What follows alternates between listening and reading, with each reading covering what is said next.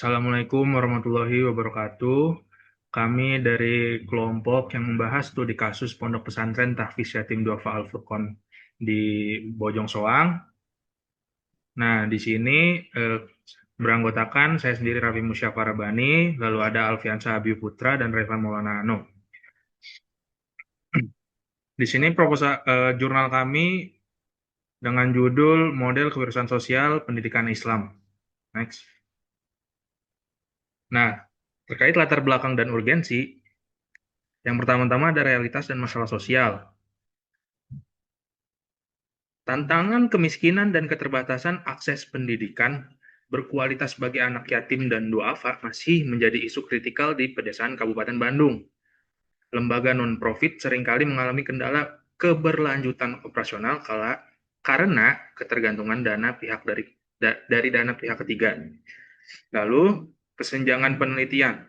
Meskipun peran pesantren sangat besar dalam masyarakat, literatur terdahulu didominasi aspek keagamaan semata, masih terdapat research gap signifikan mengenai bagaimana model bisnis sosial atau SBMC diimplementasikan secara mandiri dan berkelanjutan oleh pihak pesantren. Selanjutnya, selanjutnya di sini ada rumusan masalah. Yang pertama, pemetaan SBMC. Bagaimana model bisnis sosial Al-Furqon dipetakan secara holistik menggunakan pendekatan sosial bisnis model kanvas. Yang kedua ada keseimbangan dualitas. Bagaimana strategi pondok pesantren dalam mengelola dualitas misi, yaitu pemberdayaan sosial versus keberlanjutan finansial. Nah, tujuan penelitian kami di sini yaitu menganalisis implementasi komponen SBMC dan mendeskripsikan strategi tata kelola Al-Furqon untuk mewujudkan kemandirian dari ekonomi tersebut. Selanjutnya, kewirausahaan sosial. Jadi, pilar misi sosial manifestasi model bisnis hibrida. Integrasi penciptaan nilai sosial atau social value dengan pencapaian keberlanjutan finansial secara stimulan dapat menitik beratkan komersialisasi berlebih.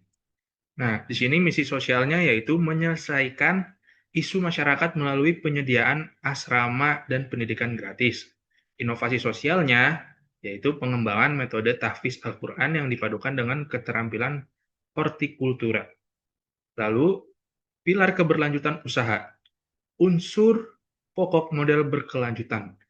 Memposisikan lembaga non-komersial agar memiliki kemandirian pangan dan ketahanan finansial dalam menghadapi dinamika pasar.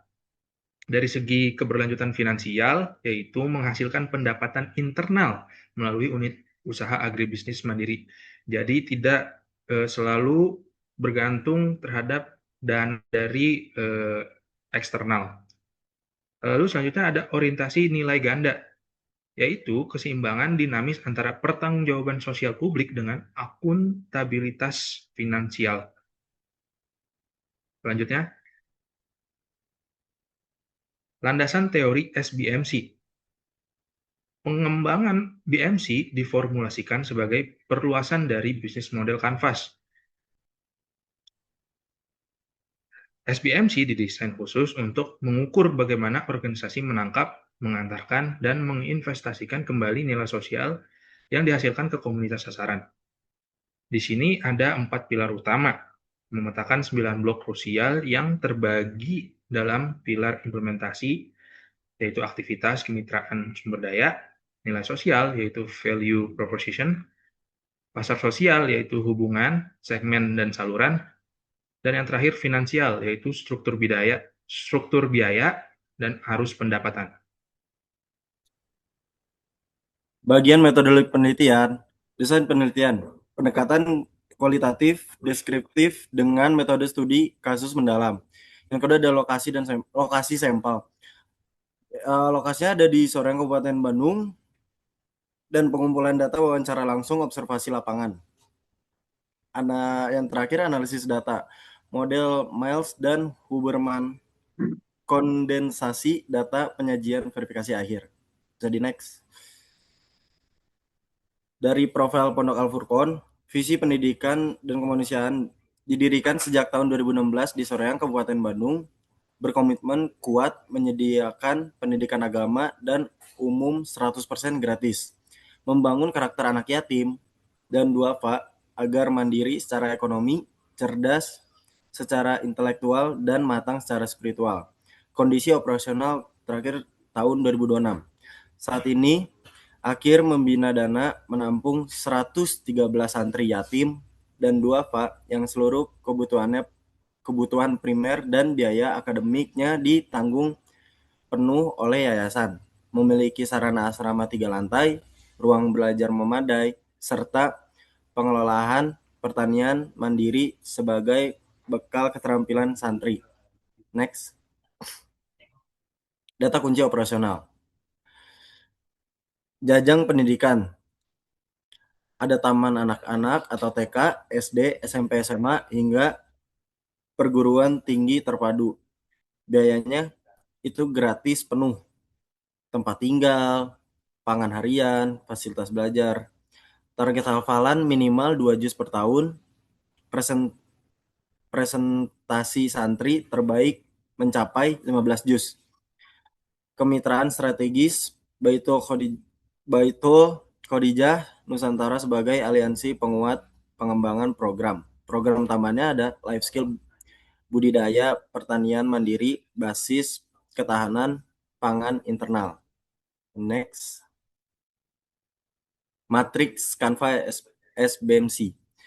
KLS-nya donatur tetap Baitul Khadijah Nusantara, relawan pengajar dan ustadz, komunitas jamaah pengajian.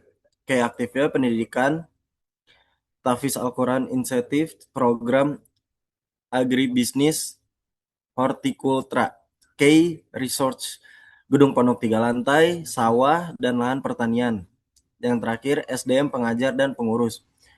Terus selanjutnya ada value proposition, 100% gratis, penuh akomodasi dan makan. Target kurikulum tahfiz minimal 2 juz per tahun, berbekal life skill, kemandirian ekonomi, ukhuwah, dan lingkungan kondusif. Relationship-nya, laporan pengembangan akademik berkala, dan wisuda. Channelnya yang pertama ada grup WhatsApp donatur, media sosial yang ada di Facebook, dan silaturahmi fisik dan alumni. Segmennya penerima manfaat santri yatim duafa TK hingga kuliah, pemberi dana donatur kelas menengah ke atas, dan masyarakat sekitar. Cost of delivery, biaya pangan harian santri, insentif pelajar dan operasional gedung. Terakhir, modal pupuk dan bibit pertanian. Terus ada revenue dan reinvestment, donasi rutin bulanan dan zakat infak, sodakoh. Yang kedua pendapatan internal unit agribisnis pertanian. Yang terakhir investasi kembali 100% dana untuk santri. Bisa di next. Oke, selanjutnya ada analisis SWOT lembaga. Di sini ada 4. Yang pertama ada strength atau kekuatan, yaitu menyediakan pendidikan dan asrama 100% gratis secara konsisten sejak 2016. Dan yang kedua ada kurikulum tahfiz sistematis didukung papan prestasi santri yang kompetitif. Dan yang ketiga ada kemitraan strategis yang solid dengan Yayasan Baitul Khadijah Nusantara. Selanjutnya yang kedua ada weakness atau kelemahan. Yang pertama ada ketergantungan keuangan yang sangat tinggi hingga 97% pada donasi filantropi eksternal. Dan yang kedua, unit agribisnis pertanian internal mandiri masih berada pada tahap awal kontribusi 3%. Dan yang ketiga, sistem manajemen pelaporan data donatur belum terdigitalisasi secara otomatis. Yang ketiga, ada opportunities atau peluang. Pertama, ada digitalisasi sistem penggalangan dana lewat platform crowdfunding nasional terpercaya. Dan yang kedua, ada kolaborasi program CSR dari BUMN atau swasta dan kemitraan akademis dengan Universitas Telkom. Dan yang terakhir ada pengembangan diversifikasi produk pertanian bernilai jual tinggi untuk pasar lokal Soreang. Selanjutnya ada threats atau ancaman. Ancamannya itu ketidakpastian ekonomi makro yang berdampak langsung pada fluktuasi donasi donatur tetap. Yang kedua ada tingkat inflasi yang menaikkan biaya bahan pokok harian untuk asrama 113 santri. Dan yang ketiga, ada persaingan ketat dalam pencarian donasi dari LAS atau yayasan berskala nasional. Di slide selanjutnya ada dimensi inovasi sosial. Di sini ada 3. Yang pertama ada pendidikan terpadu. Sistem asrama gratis terintegrasi yang menyatukan kurikulum TK hingga jenjang pendidikan tinggi dalam satu kawasan asrama kondusif. Dan yang kedua ada tahfiz sistematis. Program akselerasi hafalan minimal 2 juz per tahun dengan instrumen motivasi sosial berupa visualisasi papan prestasi santri di ruang utama. Dan yang ketiga ada agribisnis mandiri, pelatihan bercocok tanam hortikultura secara kolektif untuk membangun etos mandiri atau life skill dan menyokong konsumsi ketahanan pangan internal. Selanjutnya di sini ada struktur pendapatan. Dari donasi ZIS insidental sekitar 65%, yaitu yang tertinggi. Dan yang kedua ada donatur tetap komunitas sekitar 25%. Dan yang ketiga ada kemitraan yayasan 7%. Yang terakhir ada dari hasil pertanian mandiri. Dan di sini adalah slide yang terakhir, yaitu kesimpulan dan rekomendasi. Kesimpulan utamanya, Al-Furqon merupakan potret nyata kesuksesan social entrepreneurship berbasis pesantren yang menyeimbangkan dualitas misi kemanusiaan dan ekonomi. Melalui SBMC dan integrasi agribisnis pertanian hortikultura, Al-Furqon berhasil mempertahankan kemandirian operasional gratis bagi 113 anak yatim dan duafa. Dan selanjutnya ada saran dan rekomendasi. Perlu dilakukan akselerasi digitalisasi donasi atau e-filantropi dan optimisasi unit bisnis pertanian mandiri agar naik kelas lewat kemitraan dengan pasar lokal atau binaan perguruan tinggi. Contohnya seperti Universitas Telkom. Gunanya adalah untuk menekan resiko ketergantungan donasi filantropis konvensional. Sekian dari kelompok kami, kurang lebihnya mohon maaf. Wassalamualaikum warahmatullahi wabarakatuh.